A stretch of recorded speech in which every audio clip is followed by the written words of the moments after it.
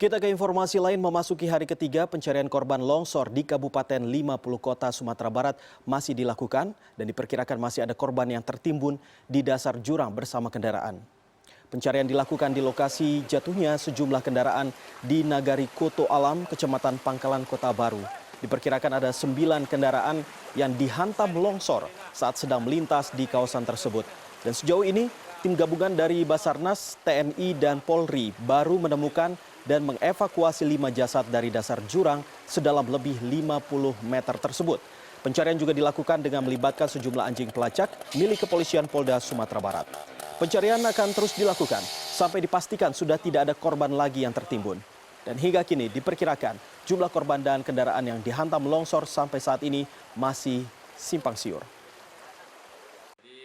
Kemungkinan masih ada, jadi untuk memastikan hari ini masih kita lanjutkan pencarian, memastikan apakah memang masih ada atau tidak sama sekali. Berapa hari lagi kira pencarian akan dilanjutkan, Pak? Kita lihat situasi daripada hujan. Kalau memang masih memungkinkan tetap kita lakukan pencarian, tapi kalau hujan deras kita juga harus memikirkan keselamatan daripada tim-tim kita yang sudah bekerja beberapa hari ini yang sangat sudah mulai agak kelelahan. Pemerintah Kabupaten 50 Kota Sumatera Barat menetapkan masa tanggap darurat bencana banjir dan longsor selama 7 hari ke depan. Penyelamatan korban yang tertimbun bersama kendaraan menjadi prioritas selama masa tanggap darurat. Untuk melindungi pelaksanaan tanggap darurat, pemerintah Kabupaten 50 Kota sudah meminta tenaga bantuan kepada TNI, Polri, dan instansi terkait sebanyak 500 orang. Selama masa tanggap darurat, tim memprioritaskan upaya penyelamatan korban yang tertimbun bersama kendaraannya, penanganan korban banjir, dan memastikan suplai kebutuhan sampai kepada para korban. Selain memutus akses transportasi yang menghubungkan Sumatera Barat dengan Riau, musibah ini juga menimbulkan korban jiwa. Sejauh ini ada 5 korban tewas dan 5 lainnya luka serius. Sudah tetapkan Kabupaten 50 Kota sebagai daerah tanggap darurat untuk bencana banjir. Berapa lama? 7 hari ke depan. Itu dalam masa tanggap darurat itu apa aja yang kita lakukan, Pak? Yang pertama, kita harus menyelamatkan masyarakat yang sekarang masih dikatakan ada yang tertimbun longsor. Kita evakuasi.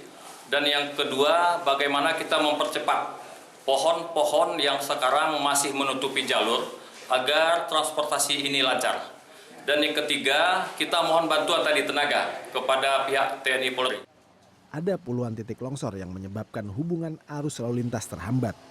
Upaya pembersihan jalan dari material longsor masih terus berlangsung dari Sabtu pagi hingga malam hari. John Nedi Kambang, Kabupaten 50 Kota. Masih terkait longsor, 1 korban longsor di Kabupaten Gunung Kidul, Yogyakarta Sabtu sore ditemukan dalam kondisi meninggal. Tim SAR masih akan melanjutkan operasi pencarian pada pagi ini karena diduga masih ada 1 korban yang masih tertimbun. 1 korban yang berhasil ditemukan adalah Mantomi Harjo, penghuni salah satu rumah yang rata dengan tanah akibat tertimpa longsor. Adapun istrinya Tugiem yang diduga turut tertimbun longsor belum berhasil ditemukan. Evakuasi terhadap Mantomi Harjo berlangsung sulit dan lama.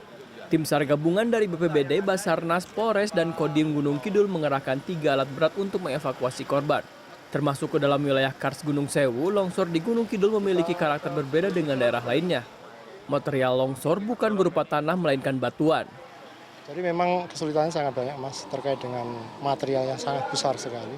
Terdiri dari batu-batu besar, sehingga harus menggunakan alat berat. Kemudian untuk penggunaan alat berat juga harus dibatasi karena apabila kita tidak hati-hati, penggunaan alat berat justru akan menimbulkan bencana baru, yaitu longsoran baru. Selain berhasil mengevakuasi 1 korban, operasi pencarian sepanjang Sabtu pagi hingga sore berhasil memindahkan 2 buah truk yang sebelumnya tertimbun. Rencananya evakuasi akan dilanjutkan hari Minggu.